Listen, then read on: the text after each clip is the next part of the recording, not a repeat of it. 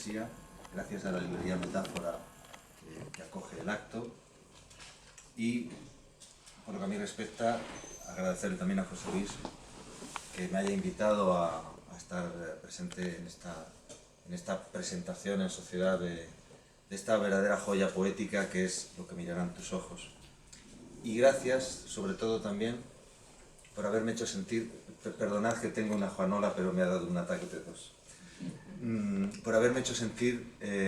vinculado a su libro, al menos por partida triple. No es solo que esté hoy aquí acompañándole en la presentación, he escrito también el prólogo, he tenido esa oportunidad gracias a su invitación también para hacerlo. El prólogo lo leeré después. En cierta medida estas palabras son como un prólogo a la lectura del prólogo, sino que además me he reconocido aludido en uno de los poemas, el poema Carambola, que nace de una conversación que ambos mantuvimos con el escritor Andrés Neumann,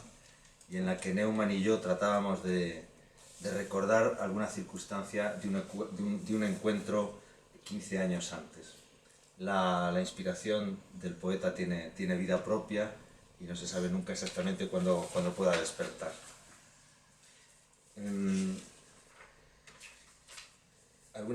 Varias veces me he referido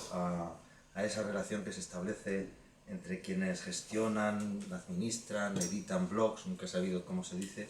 con un título de un estupendo relato de Francis Scott Fitzgerald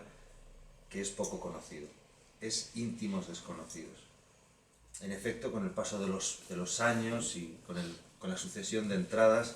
pues se van estrechando los lazos y ganando confianza con esas personas de las que apenas sabemos nada. Se suceden las frases de elogio, se suceden las coletillas no ya de afecto, o no ya de cortesía, sino incluso de afecto, incluso los abrazos virtuales en el cierre de los comentarios, sin que de esos otros asiduos en esa comunidad de bitácoras que uno frecuenta sea algo más que un nombre, unas pasiones comunes en las que nos reconocemos cuando nos leemos mutuamente. Yo tengo la fortuna de que José Luis Martínez Clares no es uno de esos desconocidos. Ya no recuerdo exactamente si habíamos ya establecido algún contacto a través de los blogs cuando coincidimos en un acto de homenaje a María Zambrano en Ventarique, organizado por la que desde entonces es una amiga común, Pilar Quirosa. Sí sé que en ese momento ya habíamos publicado los dos con el Instituto de Estudios Almerienses, él su primer libro de poesía, Palabras efímeras, yo uno de relatos. Y recuerdo sobre todo que en aquella ocasión José Luis, entre tanta abundancia de prosa como le dedicamos los demás, José Luis tuvo la intervención exacta, la precisa, la que seguramente más hubiera emocionado a la pensadora malagueña, fue a través de un poema que creo además que está incluido en el segundo libro, En vísperas de casi nada.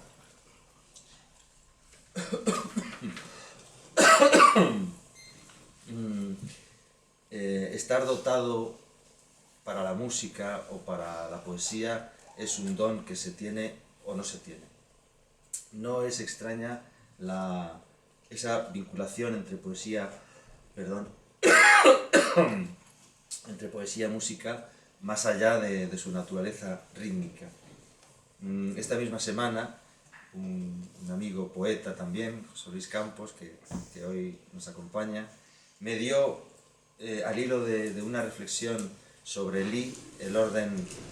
natural, el orden natural para el taoísmo, relacionado con el concepto de surgimiento mutuo,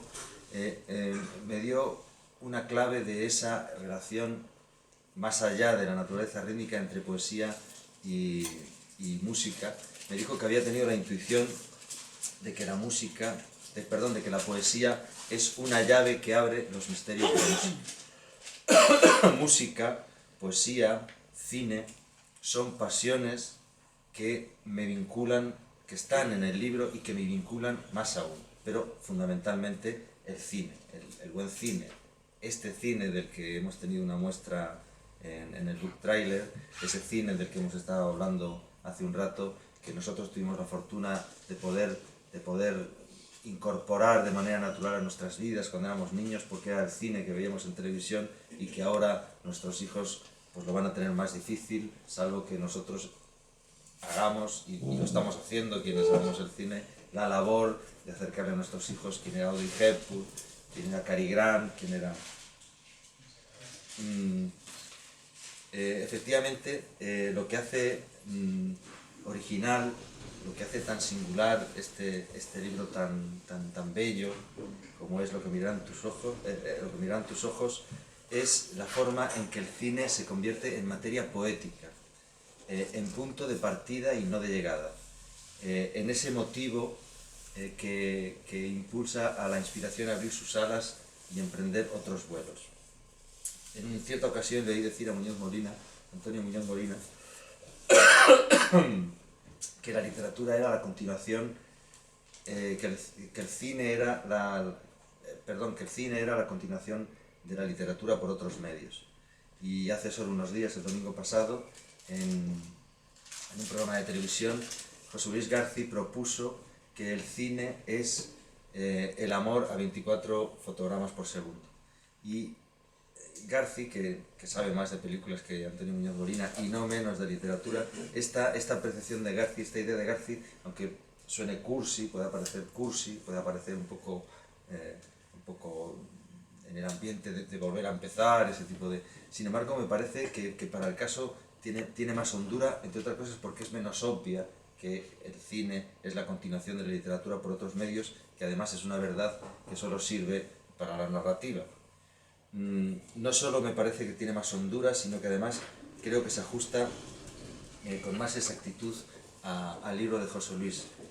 Martínez Clares, en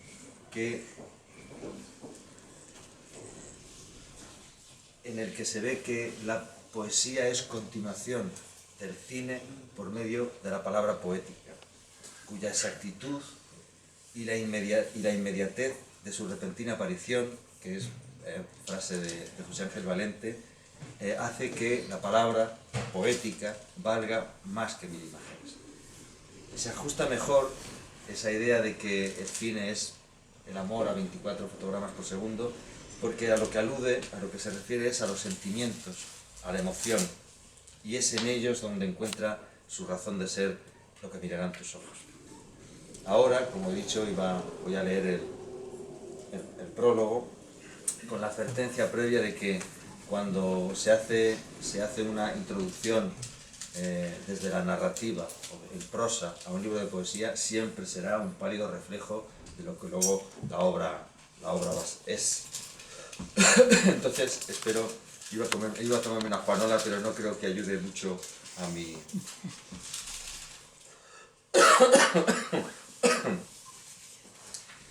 No es frecuente, pero hay ocasiones en que la escena de una película desliza en la conciencia del espectador un pulso poético, repentinamente y como al descuido. La intuición brevísima de haber sido aludido, una corazonada que a veces se queda como parte de todo lo demás que la película aviva y a veces, por el contrario, va destejiendo casi sin querer la prosa cinematográfica y enredándose ya en la tentativa de un poema, el que será más tarde palabra a palabra, el que quizá esperaba agazapado desde otra película y otra intuición anterior que sólo ahora adquiere pleno sentido. Hablo de quien, como es el caso de José Luis Martínez Clares, interpreta ese destello de poesía, que ilumina apenas unos fotogramas como aviso de un verso propio. Y así imagino yo que el poeta fue componiendo esta obra que el lector tiene en sus manos, pensando en quien un buen día habrá de mirar con sus ojos de mañana aquello que antes de su primer aliento fue ya una determinada forma de experimentar el cine y también la vida, que, como dice cierto personaje inventado por el guionista y director José Luis García, es una cosa mucho más peligrosa. No se trata de que en el discurrir narrativo de una película el poeta advierta la identidad rítmica de un octosílabo, ni que ese latido poético sea capaz de irrigar por sí solo la imagen y el sonido de un poema completo. Las más de las veces tiene que ver sobre todo con la capacidad de despertar un recuerdo que no necesariamente ha de pertenecer al pasado. Y el resultado será, o no, un poema en el que claramente se reconozca la película que nutrió sus versos. Un poema en el que habitan esas sábanas recién usadas entre las que se acuesta tarde el solitario inquilino de un apartamento neoyorquino, o el espejo roto en el que la mujer a la que ama se ve tal y como se siente. La omnipresencia crepuscular de los pequeños dioses licenciosos, el hombre que certificó su derrota en la muerte de Liberty Valance, las visitas al tocador con las que una chica casi decente puede pagarse un desayuno frente al escaparate de Tiffany's, un chapoteo sensual en la fontana de Trevi,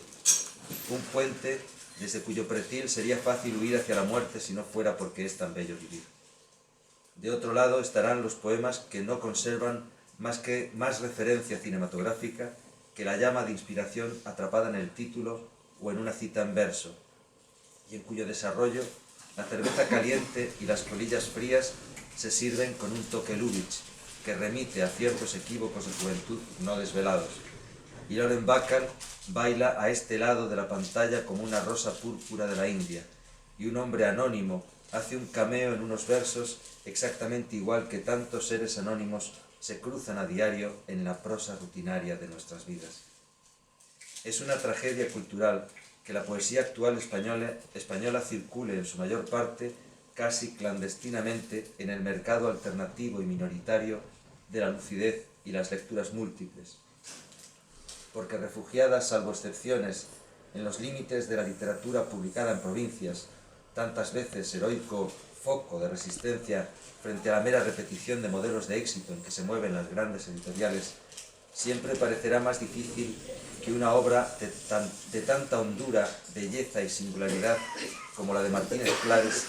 llegue a hacerse oír con la amplificación que merece. Aún así, tengo la certeza de que el poeta granadino ocupará a su tiempo el lugar que le corresponde junto a los mejores de su generación. Tiene en su contra, sin embargo, lo que todos los buenos poetas de hoy, el hecho de que la poesía sea la antítesis del ruido, signo de identidad de nuestra época atropellada. Escribió José Ángel Valente que un poema no existe si no se oye, antes que su palabra, su silencio, idea que de alguna manera se conjuga con esta otra que leemos en un libro de Italo Calvino. El señor Palomar espera siempre que el silencio contenga algo más que aquello que el lenguaje puede decir. ¿Cómo hacer valer, entonces, una creación que se expresa plenamente a través de lo que calla, cuando todo alrededor, también el lenguaje, es estruendo, con su sola existencia,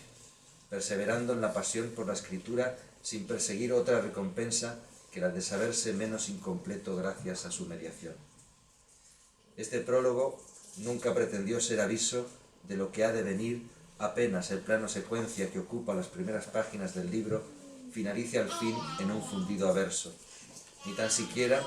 ese breve programa de mano que un espectador ojea mientras, acomodado ya en su butaca del cine, espera que las luces se apaguen y el telón se abra, sino ser ese telón, precisamente, nada más que una cortina entre la realidad del lector y la realidad de los poemas, la separación entre el antes y el después de que los poemas empiecen a ser leídos. Y ahora sí, la prosa se va atenuando, se hace penumbra, el telón se divide en dos y se pliega lento hacia los lados, ensanchando la pantalla. El título del primer poema se deja ver, the end, y todo comienza. Y ya te doy la palabra. Muchas gracias, Juan. Ya te tengo dicho